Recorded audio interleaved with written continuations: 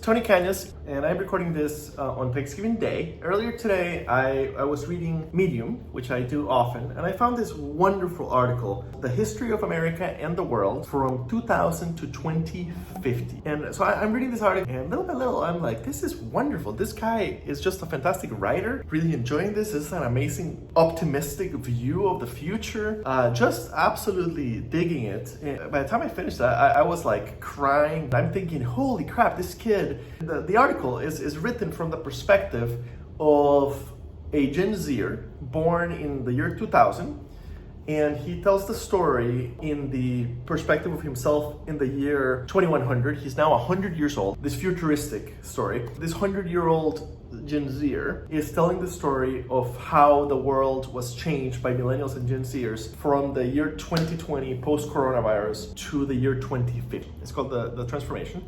He's describing this fantastic world, and he writes it in just beautiful fashion. As I'm getting to the end, I'm going like, this 20-year-old is amazing. He's a fantastic writer. Like, how could somebody write so well so young? How can he have such a good grasp of history? I should get him on the podcast, right? And I get to the bottom, and it turns out the article was written by Peter Laden, and I might be mispronouncing his name.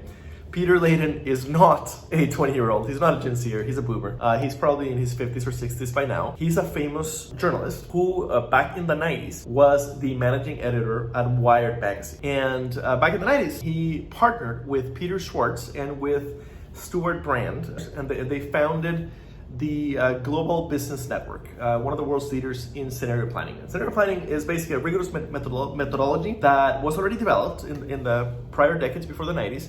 And basically, you create scenarios of the future that can help global corporations and government agencies plan better for what lay a decade or more ahead. Basically, a war game, and it's a classic approach that can be super powerful. So they created this organization. They used the techniques of scenario planning in order to create a positive and plausible scenario about a technology and economic boom that would drive the world for the next 25 years. And they wrote this back in the 90s. They co-author a story on Wired called The Long Boom, A History of the Future, 1980 to 2020, later became a book. This story that I read today is the first part of Laden's new effort, which is to do the same thing he did back in the 90s, tell the story of the future, basically, or one vision of the future, a wonderful vision of the future, and how we could get there from the mess in which we sit today. With the pandemic, with climate change, with everything, with divided politics, with everything else. After having read the first piece of the story, and after clicking on his name, I went back to basically part 0 of the story, which is his introduction to what this series of articles is going to be. And in this introduction, he has a great list of what we call the inexorables, which are basically big picture, long-term perspectives that can help us see where the world can go after the COVID pandemic. By the way, I did a podcast episode with Matt Struck about this very idea a few months ago. I'll definitely link it from the risk management perspective, especially. What he calls the inexorable, the inexorables are basically forces that are in play now that can make a big difference going forward, the way that the forces that his original book looked at could make a difference in our era. The project that he's working on this set of articles, basically he interviewed 25 innovators who are big today, and all of those interviews led to this series of articles. Number 1, universal connectivity. And basically today in 2020, close to half of the people in the world, 3 billion plus people, are not yet connected to the internet. And over the next decade, they are very likely to get connected. Imagine the power that will create as all those people, all that creativity, all that brain power gets plugged into the global internet. Number 2, ubiquitous AI.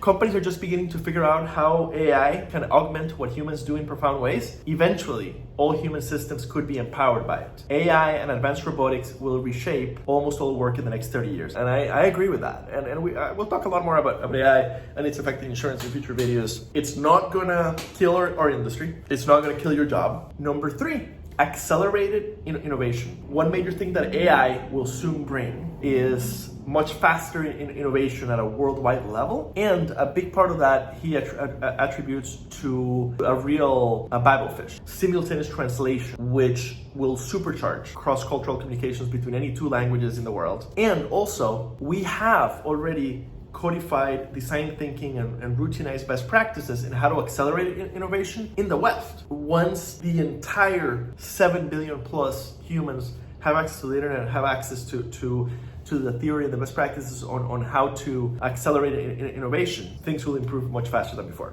Number 4, clean energy. Solar energy is exploding in growth and plunging in price, now cheaper than coal and soon will be cheaper than all carbon energy, by far. Market forces will drive the rapid transformation of the electrical grid to renewable power in both the developed and the developing world. Number 6, genetic understanding. The cost of sequencing a human genome has dropped from $2 billion to $1,000 in the last 20 years. I read a really good book about this. It's called $1,000 Genome. I'll include the link for sure. It's a little old, maybe 6 or 7 years old, but really, really good. But basically what he says is, now that we have this genomic understanding, soon cost will come down to almost nothing, right? Because it's been coming down exponentially. Soon the cost of getting anybody's genome done will be virtually nothing. And everyone in the world will know their genetic makeup. This will usher in a new era of personalized healthcare, or rather, this can bring in a new era of personalized healthcare powered by big data and AI. Number 7, biological engineering. Again, I'm quoting, we have now entered the age of practical genetic engineering and synthetic biology. Biotech this decade will take off like infotech did in the 90s.